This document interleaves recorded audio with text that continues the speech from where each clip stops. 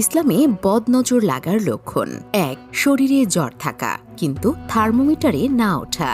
২. কোনো কারণ ছাড়াই কান্না আসা। ৩. প্রায় সময়ই কাজে মন না বসা, নামাজ, জিকির বা ক্লাসে মন না বসা। ৪. প্রায়শই শরীর দুর্বল থাকা, ক্ষুধা মন্দা, বমি বমি ভাব লাগা।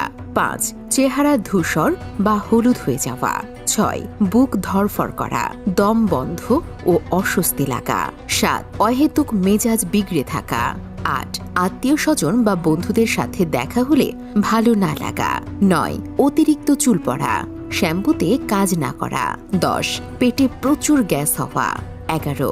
বিভিন্ন সব অসুখ লেগেই থাকা, দীর্ঘদিন চিকিৎসাতেও ভালো না হওয়া, যেমন সর্দি, কাশি, মাথা ব্যথা ইত্যাদি।